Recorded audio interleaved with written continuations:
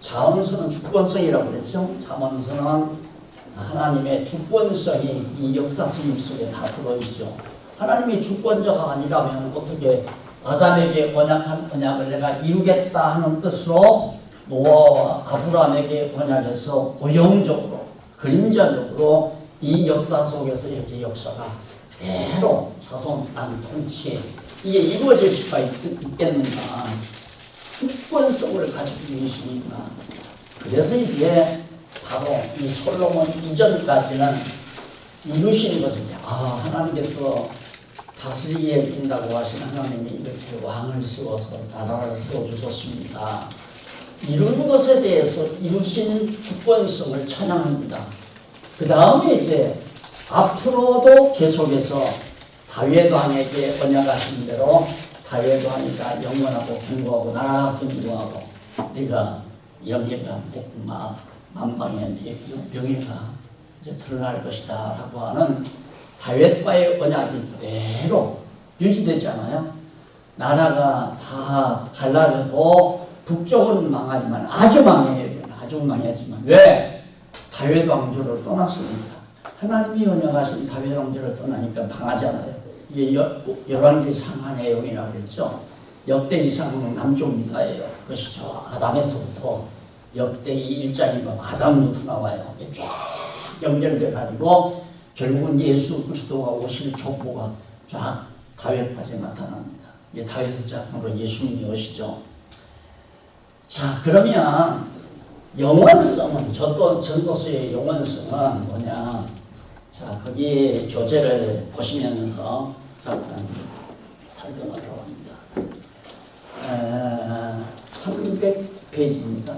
300페이지 제4장 여호와의 영원성 찬양입니다. 전도서죠.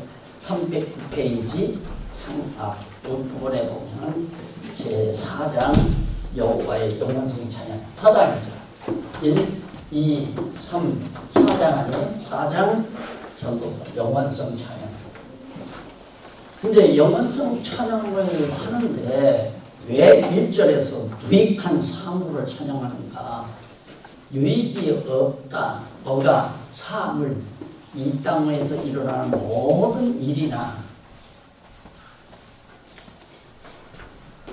사물이라는 겁니다.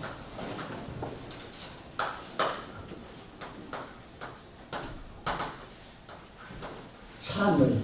이 땅에서 이루어 나타나고 있는 모든 역사적 사실이나 또 지상에 있는 이 피조세계에 있는 모든 만물 이것이 다 무익하다 이 말입니다.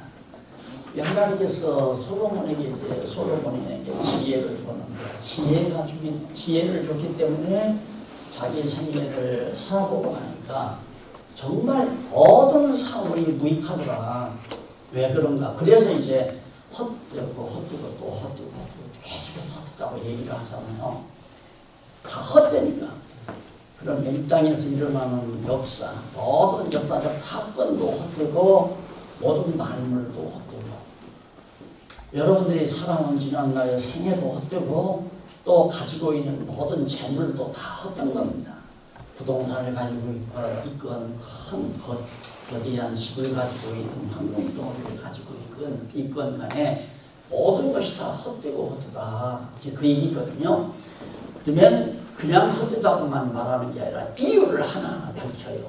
그것이 무익한 만사를 찬양하면서 전도서 1장에서 4장까지 나오죠. 우선 만사, 이 땅에서 일어나는 모든 만사라는 건 오늘 우리들이 하나님을 믿고 경외하면서 하나님의 교회를, 하나님 나라의 교회를 세워가는 이것조차도 만사 안에 다 들어가는 거 아니에요. 모든 것이 다 헛되고 헛되더라. 이제 이 얘기입니다. 만사가. 그러면서 1장에서 4장까지 헛되다고 하면서 우선 만사가 무익한 유익이 없다. 천하에 이루어지는 만사가 유익이 없기 때문에 헛되다. 그 말이죠. 전도서 1장, 2장이에요. 왜? 첫째, 수고가 헛되며 땀 흘리고 애써서 재산을 모으고 가산을 이루고 성공해서 큰 업적을 남기고 이런 것들이 다 무익하다 이 말이에요. 예, 수고가 모두가 헛되다. 그 다음 두 번째는 생존이 헛되어 무익하다. 전도서 2장 12절로 26절 한 절도 안 빠지죠.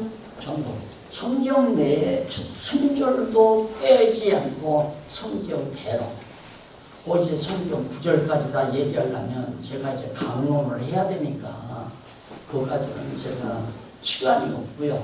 그러니까 제가 그 큰 데만 정리하면서 내려갑니다.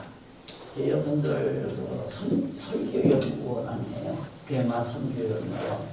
그런데 정말 성경대로 강론할 수 있는 내용을 딱딱 적어놨어요. 예를 들어서 오늘 다음 주일날 내가 강론 설교를 해야 되겠다. 그러면 전도서 1장에서 2장 11절까지를 딱 본문 강론 내용으로 정해놓고 제목을 뭔가 모든 수고가 헛된 이유, 이게 제목이에요. 쉽게 말하면 예, 1장부터 2장 11절까지의 제목은 모든 수고가 헛되다.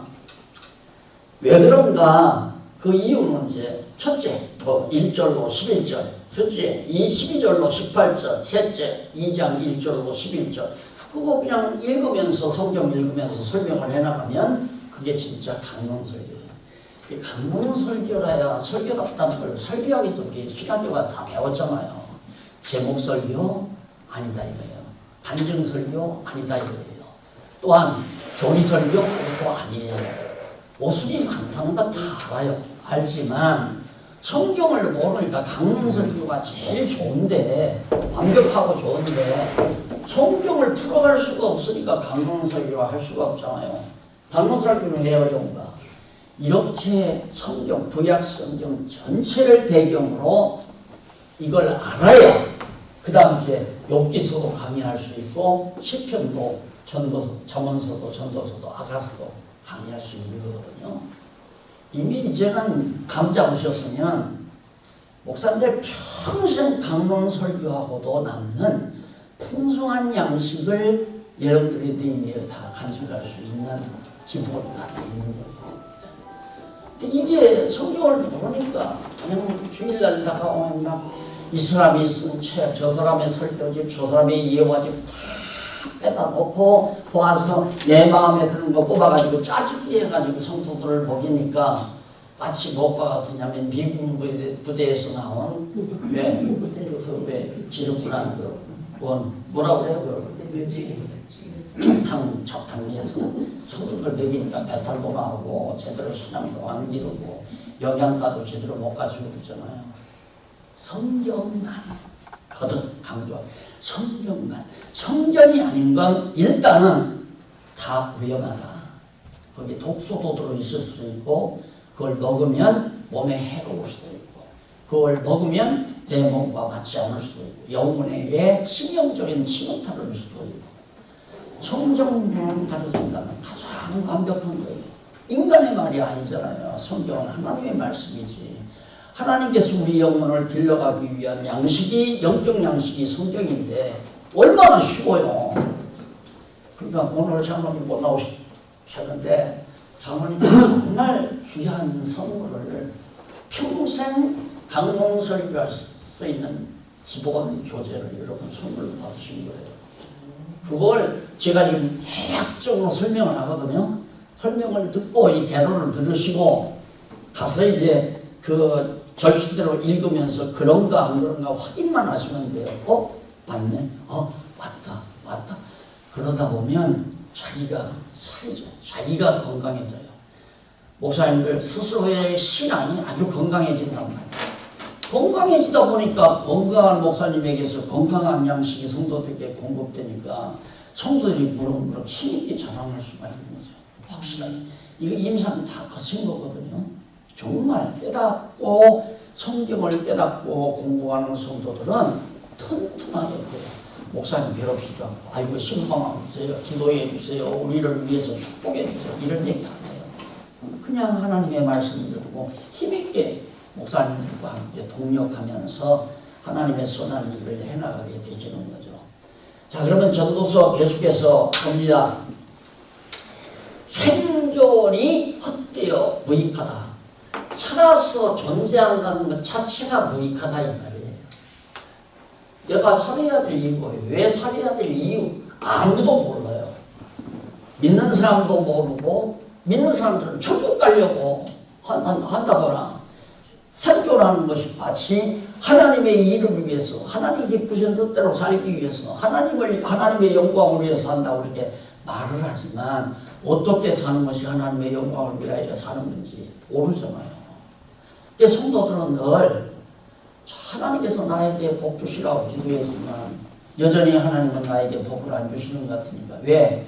내가 경영하는 구멍가게가 안 돼. 3년을 믿어도 안 돼. 새벽 기도를 10년을 가도 생활이 변화가 없어.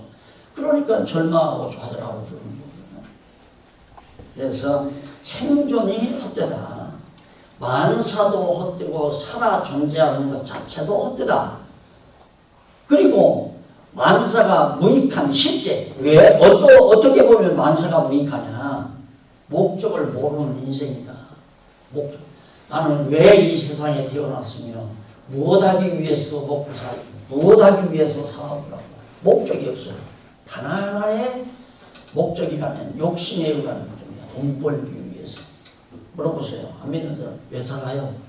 돈 벌어서 잘 먹고 잘 살려고 살죠. 예. 잘 먹고 잘 살아서 뭐 하게요? 그냥 잘 먹고 잘 살게요. 잘 먹고 잘 사는 게 목적은 아니잖아요. 그러니까 솔로몬이 보니까 만사가 모든 일이 다 무익하더라. 그 실제를 보면 목적을 모르는 인생 자체가 참 무익하고 그 다음 두 번째는 전도서 4장에 나오죠. 4장 강자와 약자의 경쟁. 세상 가만히 보니까 강자와 약자가 늘 경쟁하는 사이다. 그럼 강자가 이기게 돼 있죠. 물리적으로 그렇잖아요. 소련은 러시아가 지금 우크라이나하고 전쟁하잖아요. 우크라이나는 유럽 연합체하고 결탁하고 미국하고 결탁해서 공격하니까 지금 러시아가 점점 패망하고 있잖아요. 강자가 이기더라. 강자가 이겨서 뭐 하는가? 다 약자 죽여버리고 혼자 독식하는 거. 이게 뭐냐 도대체 세상이. 이게 솔로몬이 바랍니다. 세상은 왜 무익한가? 여러분 생각하고 사는 사람은요 세상 보면 밤낮 다 다르나요? 네? 세상 보면 뭐 바르게 한다고 그러잖아요. 우리나라 정치도 그래요. 엎어졌다 뒤집어졌다. 엎어지면 엎어진 놈이 죽고 엎드린 사람이 이기고 또 엎어지면 엎어진 사람이 지고 엎드려진 사람이 이기고 그런 가운데서 나라는 혼란스럽고 백성들은 처참해지고 이런 것들을 세밀하게 신문을 보고도 뉴스를 보고도 알 수 있잖아요. 정말 그것뿐이라면 인생이 그것뿐이라면 살아야 될 이유가 전혀 없죠. 그래서 머리 좋은 사람일수록 죽어버리죠. 자살해버리잖아요. 더 견딜 수 없으니 괴로웁니다. 좀 담력이 없는 사람은 막 글로 풀어내요. 글로 풀어내면서 막 욕을 하고 나쁘다고 하는 사람을 욕을 하고 비난을 하고 그 재미로 또 사는 것 같아요. 세상 참 묘한 거죠. 또 어떤 사람은 다른 사람을 욕함으로 자기가 우쭐해지는 거예요. 다른 사람을 욕함으로. 다른 사람을 헛되도록 자기가 잘난 것처럼 보이는 거란 말이에요. 참 인간들 사는 것이 다 지저분하잖아요. 그거 보고 살기도 피곤하고 죽어버리죠. 차라리 깨끗하게 잊어버리게 죽어버려요. 그래서 인지가 발달해서 자살률이 높아간다고 그래요. 당연하죠. 아프리카에서 자살했다는 말 들어봤어요? 미기한 나라에서 자살률이 있다는 거 들어보셨어요? 없어요.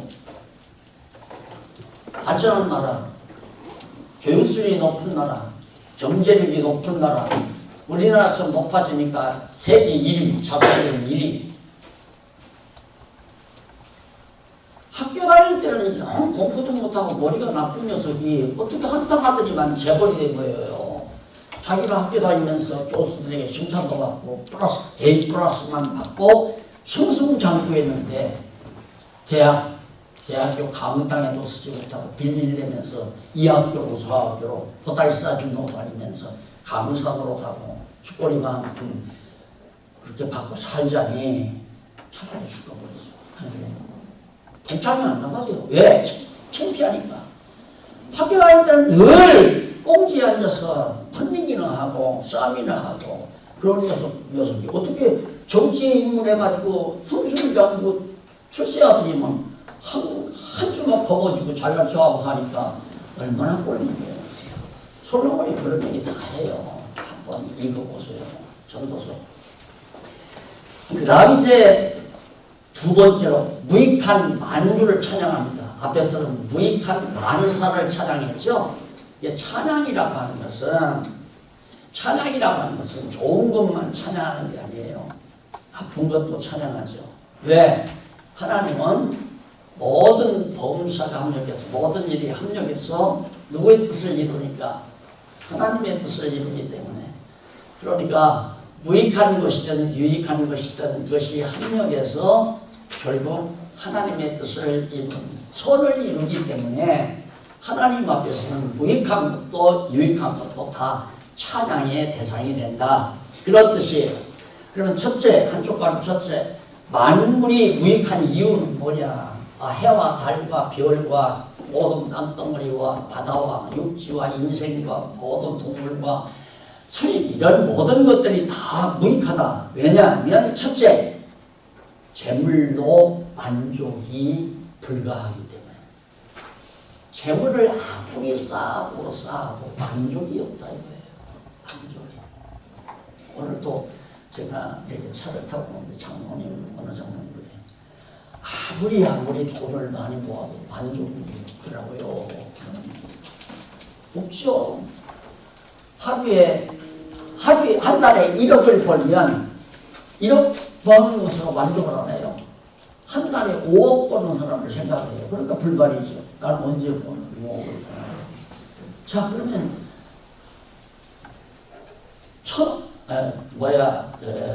자기 전체 재산이 엄청나게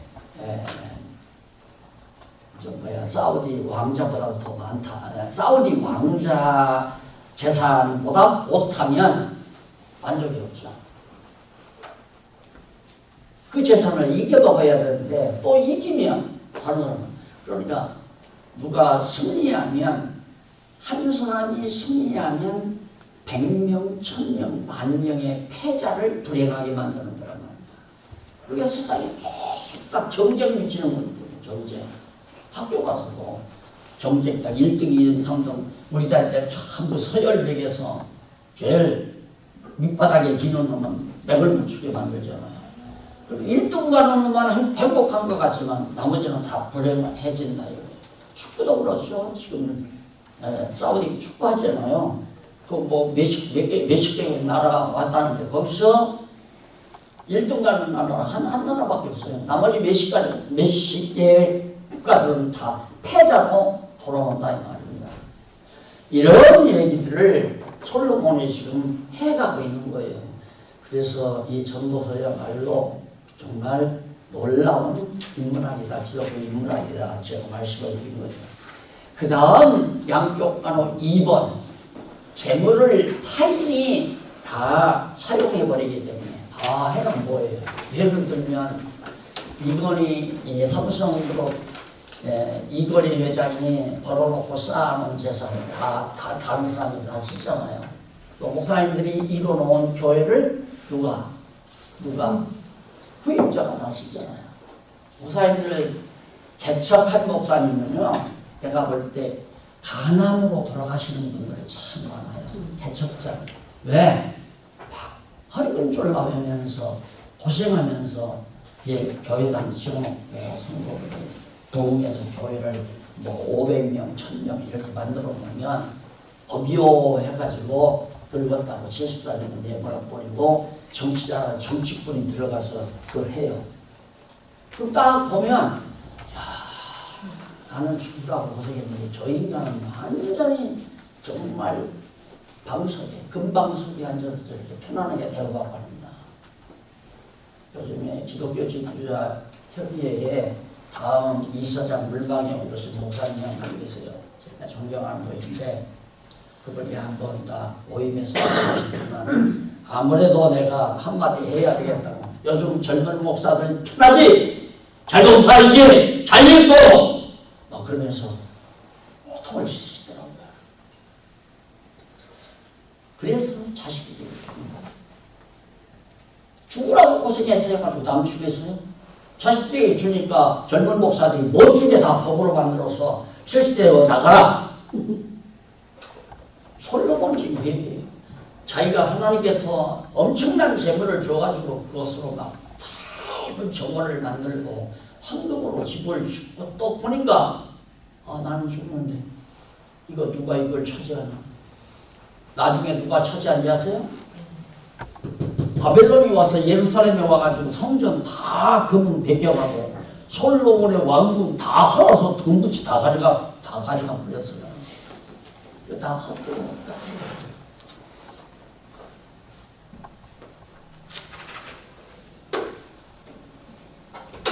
자, 그 다음 이제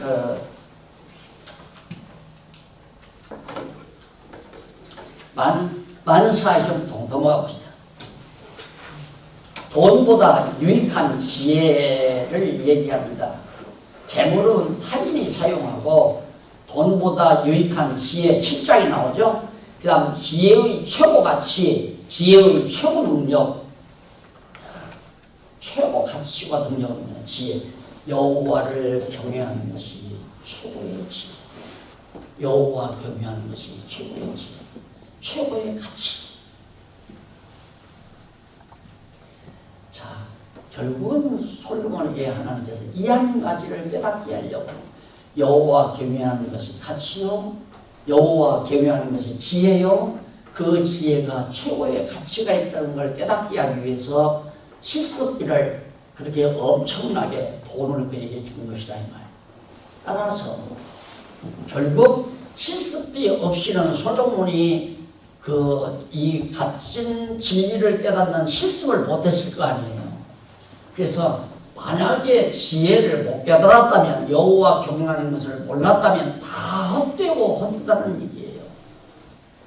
이제까지 제가 이 솔로몬의 자만말을 얘기하면 차라리 자살해버려야 되겠다. 허무주의를 빠질 염려가 있죠. 근데 솔로몬은 이 허무주의를 주장하기 위해서가 아니라 그게 헛된 것이 아니고 값진 것이다 이 말을 역설로 증거하기 위해서 헛되다는 거예요. 그러니까 솔로몬은 헛짓을 많이 하면서 이거 다 여호와 경외하는 지혜를 보존한다면 헛된 거구나. 그걸 깨달은 거예요. 그래서 아들에게 너 내 말 잘 듣고 여호와 경외하는 지혜를 얻으라고 권면하기 위한 거죠. 그래서 이쪽 313페이지 제2절 영원한 만사를 찬양해요. 자, 여기서 앞에서는 만사를 다 부정하고 무익한 것이라고 그러지만 여기서는 영원한 만사. 하나님의 하시는 일은 영원한 거란 말이다. 하나님이 하시는 일. 그게 뭐냐면 이 눈으로 보이는 역사 이것만 보면 다 없어져 버리니까 지나가 버리고 없어져 버리니까 헛거지만은 이걸 통해서 하나님은 어떠한 일을 해가시나 그래서 그걸 통해서 하시는 이유는 하나님은 영원하심을 깨달아 알고 찬양케 하려고 이 역사 섭리를 해가신 것이다. 그러므로 이런 역사 섭리를 통해서 솔로몬은 영원하신 하나님의 섭리를 깨닫고 찬양하는 거. 그래서 영원성 찬양이에요. 아시겠죠? 그러니까 하나님께서 우리에게 많은 재물을 주든 적은 재물을 주든 50년을 살게 하든 100년을 살게 하든 양이 중요한 것이 아니라 사는 동안 여호와 경외하기를 배운다는 것처럼 값지고 소중함이 없다. 그래서 만사 형통 찬양을 8장에서 10장까지 해요. 왜? 지혜자는 형통하니 지혜자가 왜 형통한가? 지혜자는 여호와 경외하는 자죠. 여호와 경외하기를 배우는 자는 분만할 게 없어. 왜? 모든 일이 합력해서 하나님의 뜻을 이루니까. 요셉이 형들에게 팔려갔죠. 팔려가서 죽을 고비를 겪었어요.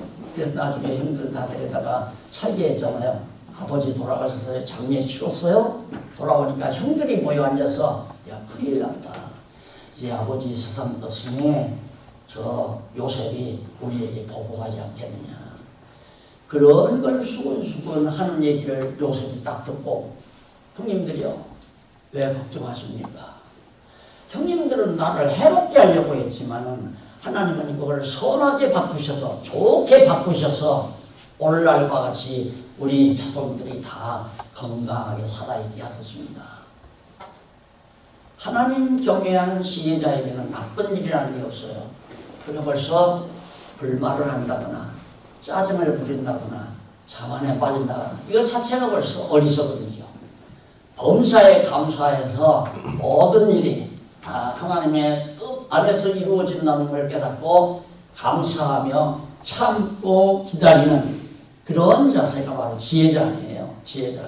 그래서 여호와 경외하기를 배우는 것처럼 값진 것이 없다. 그 다음 이제 능력이 있어서 형통하다. 여기 능력이라는 뭐냐면 지혜의 능력이에요. 지혜의 능력. 우리가 하나님을 경외하는 자는 능력이 있어요. 어디 가서는 어디 가서 바보처럼 바보 노릇을 하거나 처지거나 걱정하거나 근심하거나 패배자의 쓴잔을 마시거나 이런 거 없죠. 범사에 모든 닥치는 현실에 범사에 감사하는 걸 찬송하고 우리 하나님께서 있잖아요. 바울을 통해서 너희는 항상 기뻐하라. 쉬지 말고 기도하라. 쉬지 말고 기도하라는 말은 자기 욕심 구하라는 게 아니죠. 하나님의 뜻을 사모하라는 얘기 아니에요. 하나님의 뜻이 이루어지게 하나님이 하늘에서 이루어진 것 같이 땅에서도 그 뜻이 이 땅에서도 이루어달라고 주기도문에 기도하잖아요. 그러니까 항상 기도하라는 말은 항상 하나님의 뜻이 이루어지기를 기도하는 생각, 내 욕심이 이루어지기를 바라는 게 아니라 그리고 마지막으로는 항상 그렇게 기도하고 항상 기뻐하고 항상 기도하고 범사에 감사하라. 모든 일, 내 생활 속에서 닥치는 모든 일에 감사해라. 오늘 장사가 되어서 50만 원 벌었으면 50만 원도 감사하고 5만 원 벌었으면 5만 원도 감사하고 하나도 못 벌었으면 하나도 못 버는 것도 감사하라 이 말이죠. 그런데 우리는 내 욕심대로 채워진 건 감사하고 하나님의 뜻대로 되어진 건 불만하고 이것이 우리들이 지혜가 없는 삶의 모습이다. 여호와를 모르는 삶의 모습이다. 그래서 사람의 능력을 초월합니다. 지혜자의 형통은 하나님을 경외하는 마음, 경외하는 지혜가 있으면 사람의 보편적인 능력을 초월하고 나라를 복되게 통치할 수 있다. 맡겨진 아들아, 이스라엘 국가를 어떻게 복되게 통치할 수 있느냐? 너 여호와 경외하는 지혜가 있어야 여호와 경외하는 지혜로서 나라를 복되게 다스릴 수 있다. 그러면서 영원한 심판을 얘기하잖아요. 그러니까 하나님은 영원하신 하나님의 속성을 잠언서 찬양을 통해서 전도서 찬양을 통해서 드러내고 그다음 영원한 심판을 또 하잖아요. 영원한 심판. 그러니까 영원히 하나님의 백성과 사단의 집단들을 완전히 분리시키는 영원한 심판이죠. 이 심판이 앞에 놓여 있다는 것을 가르쳐 주는 것이 바로 지금 잠언서 내용이다. 심판에 대한 경고를 하고 심판에 대한 확증을 보여줍니다. 그리고 5장 아가서죠. 아가서는 다 아시잖아요. 솔로몬이 천명의 국력 가운데서 거룩한 술람의 여인을 사랑하기 시작합니다. 그 사랑에 푹 빠지죠. 그래서 결국 사랑하면서 서로 교류하다가 결국 솔로몬이 결혼을 합니다. 혼인잔치를 하죠. 이게 이제 솔로몬 왕국 시대예요. 솔로몬 왕국 시대. 그건 하나님께서 아브라함과 이제 사랑을 나누죠. 하나님께서 아브라함을 사랑하잖아요. 아브라함을 사랑하다가 결국 왕국시대에 와서 결국은 나라를 하나님께서 세우십니다. 아브라함의 자손을 통해서. 그래서 이게 솔로몬과 술라미가 결혼 시기가 바로 이 왕국 시기예요. 그런데 나라가 이렇게 갈라지더만 솔로몬 왕조를 떠나요. 유다 왕조를 떠났죠. 여자가. 백성들이 떠난다 이 말입니다. 떠나가지고 결국에는 일부는 망하고 죽을 고비를 넘기고 일부는 살아서 나중에 돌아오잖아요. 그러니까 솔로몬과 술라미가 결혼했다가 서로 찬양하면서 살았는데 어느 날 갑자기 아내를 잊어버리죠. 술라미를 잊어버리고 밤낮으로 솔로몬은 이 술라미 여인 생각으로 하루하루를 보냅니다. 그러다가 만나잖아요. 꿈에도 만나기도 하나요. 그런데 어느 날 나가서 그냥 만나요. 술라미를 찾았어요. 그리고 얼마나 정말 그 술라미 여인이 모습이 초췌했겠습니까? 그런 거 아닐까요? 그냥 바로 우리 다시 사랑의 봉동산으로 가자 하고 아가씨가 끝나잖아요. 바로 이스라엘 민족사를 그 아름다운 사랑의 노래 속에 몽땅 담아서 하나님의 자비성을 찬양하는 것 같죠. 에? 절대 버리지 않아요.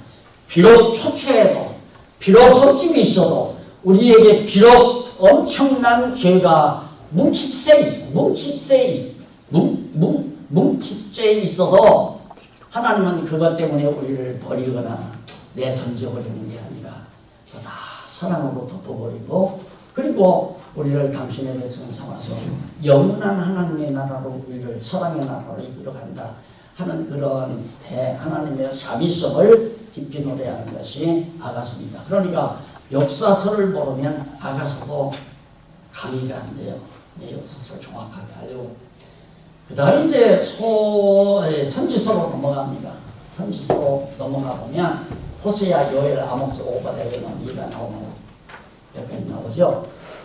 선지서 넘어가서 대선지서부터 소선지까지 두 번째 시간에 간단하게 정리해 드리겠습니다.